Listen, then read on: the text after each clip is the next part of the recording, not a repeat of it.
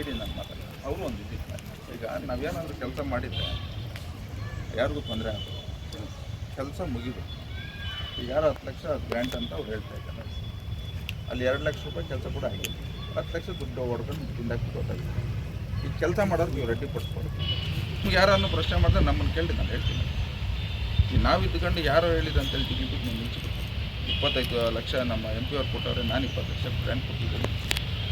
ಈಗ ಇಂಥ ಕೆಲಸಗಳು ಮಾಡೋಕ್ಕೆ ಬಿಡ್ತಿದ್ಮೇಲೆ ಇನ್ನೆಂಥ ಕೆಲಸ ಮಾಡ್ತಾರೆ ಅಲ್ಲ.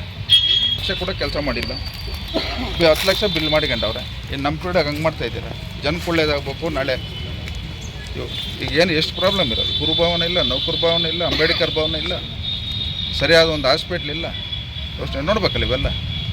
ಈಗ ಎಜುಕೇಷನ್ ಏನಾಗೈತಿ ಇವಾಗ?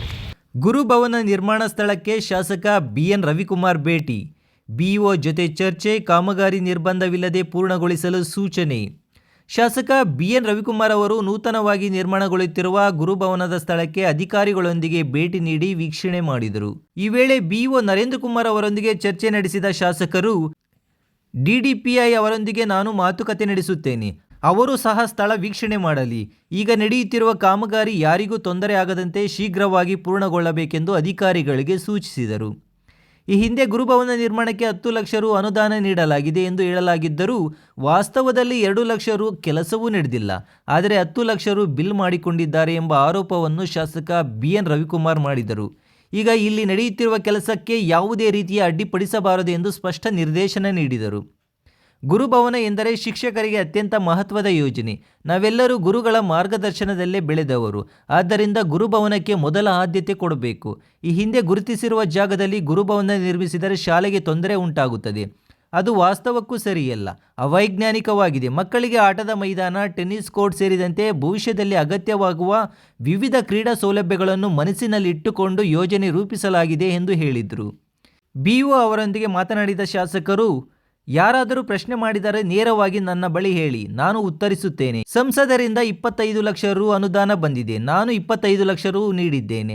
ಇಂತಹ ಸಾರ್ವಜನಿಕ ಹಿತದ ಕೆಲಸಗಳನ್ನು ಮಾಡಲು ಬಿಡದೆ ಇದ್ದರೆ ಇನ್ನೇನು ಕೆಲಸ ಮಾಡಬೇಕು? ಅಧಿಕಾರಿಗಳು ಭಯಪಡಬೇಕಾಗಿಲ್ಲ. ನಾವು ಇದ್ದಾಗ ನೀವು ಯಾಕೆ ಭಯಪಡಬೇಕು? ಏನೇ ಸಮಸ್ಯೆ ಬಂದರೂ ನಾನು ಎದುರಿಸುತ್ತೇನೆ ಎಂದು ಶಾಸಕರು ಭರವಸೆ ನೀಡಿದರು. ಈ ವೇಳೆ ಮಾಧ್ಯಮದವರು ಮಾಜಿ ಶಾಸಕ M ರಾಜಣ್ಣ ಅವರು ಈ ಜಾಗವನ್ನು ಈ ಹಿಂದೆ ಅಗ್ನಿಶಾಮಕ ದಳದ ಕಟ್ಟಡ ನಿರ್ಮಾಣಕ್ಕೆ ಕೇಳಿದ್ದರು, ಆಗ ಅವಕಾಶ ನೀಡಿಲ್ಲ, ಈಗ ಹೇಗೆ ನೀಡಿದರು ಎಂದು ಪ್ರಶ್ನಿಸಿದರು. ಇದಕ್ಕೆ ಪ್ರತಿಕ್ರಿಯಿಸಿದ ಶಾಸಕ ರವಿಕುಮಾರ್, ಶಾಲೆಯ ಮೈದಾನದ ಜಾಗದಲ್ಲಿ ಅಗ್ನಿಶಾಮಕ ದಳದ ಕಟ್ಟಡ ನಿರ್ಮಾಣ ಸಾಧ್ಯವೇ? ಈ ಹಿಂದೆ ಗುರುಭವನಕ್ಕೆ ಗುರುತಿಸಿದ್ದ ಜಾಗದಲ್ಲಿ 2 ಲಕ್ಷ ರು ಕೆಲಸವೂ ಆಗದೆ 10 ಲಕ್ಷ ರು ಬಿಲ್ ಮಾಡಿಕೊಂಡಿದ್ದಾರೆ. ನಮ್ಮ ಅವಧಿಯಲ್ಲಿ ಇಂತಹದ್ದೇನು ನಡೆಯಲು ಬಿಡುವುದಿಲ್ಲ. ಜನರಿಗೆ ಒಳ್ಳೆಯದಾಗಬೇಕು ಎಂಬುದೇ ನಮ್ಮ ಉದ್ದೇಶ ಎಂದು ಹೇಳಿದರು.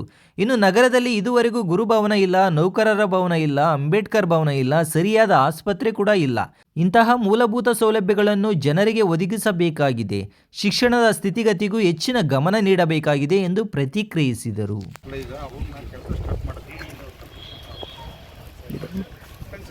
ಇಡೀ ನನ್ನ ಮಾತಲ್ಲ ಅವರು ಒಂದು ಇದ್ದಿಲ್ಲ. ಈಗ ನಾವೇನಾದರೂ ಕೆಲಸ ಮಾಡಿದರೆ ಯಾರಿಗೂ ತೊಂದರೆ ಆಗೋದು, ಕೆಲಸ ಮುಗಿದು ಈಗ ಯಾರು 10 ಲಕ್ಷ ಗ್ರ್ಯಾಂಟ್ ಅಂತ ಅವ್ರು ಹೇಳ್ತಾ ಇದ್ದಾರೆ. ಅಲ್ಲಿ 2 ಲಕ್ಷ ರೂಪಾಯಿ ಕೆಲಸ ಕೂಡ ಆಗಿದೆ. 10 ಲಕ್ಷ ದುಡ್ಡು ಹೊಡ್ಕೊಂಡು ತಿಂದಾಕಿ ಗೊತ್ತಾಗಿದೆ. ಈಗ ಕೆಲಸ ಮಾಡೋರು ನೀವು ರೆಡಿ ಪಡಿಸ್ಕೊಡಿ. ಗುರುಭವನ ಗುರುಗಳಿಂದ ಏನಂದರೆ ನೀವು ನಾವೆಲ್ಲ ಎಲ್ಲ ಗುರುಗಳು ಕೆಳಗಿನಿಂದ ಬೆಳೆದಿರೋದು. ಗುರುಭವನ ಅಂದಮೇಲೆ ಅದು ಫಸ್ಟ್ ಪ್ರಿಯಾರಿಟಿ ಕೊಡ್ಬೋದು. ಇವತ್ತು ಅಲ್ಲಿ ನಾವೇನಾದರೂ ಮಾಡಿದ್ದೆ ಶಾಲೆಗೆ ತೊಂದರೆ, ಒಂದು ವಾಸ್ತುಗೆ ಬರೋದು, ನಾಳೆ ಮಕ್ಕಳಿಗೆ ಇದೆಲ್ಲ ಫೀಲ್ಡ್ ಆಗುತ್ತೆ, ಟೆನ್ನಿಸ್ ಕೋರ್ಟ್ ಇನ್ನೊಂದು ಮತ್ತೊಂದೆಲ್ಲ ಮಾಡ್ತಾರೆ. ಅವೆಲ್ಲ ಫ್ಯೂಚರಲ್ಲಿ ತಲೆಯಲ್ಲಿ ಇಟ್ಕೊಂಡು ನಾವು ಮಾಡ್ತಾರೆ. ಈಗ ನಿಮ್ಗೆ ಯಾರನ್ನು ಪ್ರಶ್ನೆ ಮಾಡಿದ್ರೆ ನಮ್ಮನ್ನು ಕೇಳಿ ನಾನು ಹೇಳ್ತೀನಿ. ಈಗ ನಾವು ಇದ್ದುಕೊಂಡು ಯಾರೋ ಹೇಳಿದೆ ಅಂತೇಳಿ ಟಿಕೆಟ್ ನೀವು ನಿಲ್ಸಿಬಿಟ್ಟು 25 ಲಕ್ಷ ನಮ್ಮ MP ಅವ್ರು ಕೊಟ್ಟವ್ರೆ, ನಾನು 20 ಲಕ್ಷ ಗ್ರ್ಯಾಂಟ್ ಕೊಟ್ಟಿದ್ದೀನಿ. ಈಗ ಇಂಥ ಕೆಲಸಗಳು ಮಾಡೋಕ್ಕೆ ಬಿಡ್ತಿದ್ಮೇಲೆ ಇನ್ನೆಂಥ ಕೆಲಸ ಮಾಡ್ತಾರೆ? ಯಾಕೆ ನೀವು ದಿಗ್ಲು ಬೀಳ್ತಾ ಇದ್ದೀರಾ?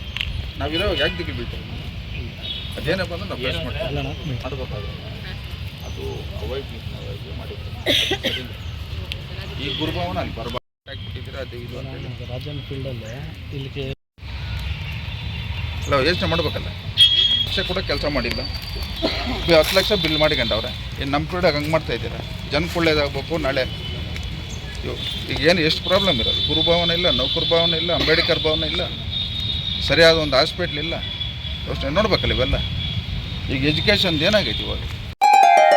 ಗ್ರೇಟ್ ಇಂಡಿಯಾ ಎಲೆಕ್ಟ್ರಾನಿಕ್ಸ್ ವತಿಯಿಂದ ನಮ್ಮ ಎಲ್ಲಾ ಗ್ರಾಹಕರಿಗೆ ಶುಭಾಶಯಗಳು. ನಮ್ಮಲ್ಲಿ ಎಲ್ಲಾ ಬಗೆಯ ಎಲೆಕ್ಟ್ರಾನಿಕ್ಸ್ ಮತ್ತು ಗೃಹ ಬಳಕೆಯ ವಸ್ತುಗಳ ಮೇಲೆ ಆಕರ್ಷಕ ಫಿನಾನ್ಸ್ ಸೌಲಭ್ಯದೊಂದಿಗೆ ಭಾರಿ ಡಿಸ್ಕೌಂಟ್ ನೀಡಲಾಗುತ್ತಿದೆ. ನಿಮ್ಮ ಮನೆಯನ್ನು ಮತ್ತಷ್ಟು ಸುಂದರಗೊಳಿಸಲು ನಗರದಲ್ಲಿ ನಂಬರ್ 1 ಶೋರೂಮ್ ಆದ ಗ್ರೇಟ್ ಇಂಡಿಯಾ ಎಲೆಕ್ಟ್ರಾನಿಕ್ಸ್ಗೆ ಇಂದೇ ಭೇಟಿ ಕೊಡಿ. ಗುಣಮಟ್ಟದ ವಸ್ತುಗಳು, ಉತ್ತಮ ಸೇವೆ, ರಿಯಾಯಿತಿ ದರಗಳು. ಇಂದೇ ಭೇಟಿ ಕೊಡಿ ಗ್ರೇಟ್ ಇಂಡಿಯಾ ಎಲೆಕ್ಟ್ರಾನಿಕ್ಸ್, ಅಮೀರ್ ಬಾಬಾ ದರ್ಗಾ ಹತ್ತಿರ, ದಿಬ್ಬೂರ್ಹಳ್ಳಿ ರಸ್ತೆ, ಸಿಡ್ಲಘಟ್ಟ. ಕರೆ ಮಾಡಿ 8861043315.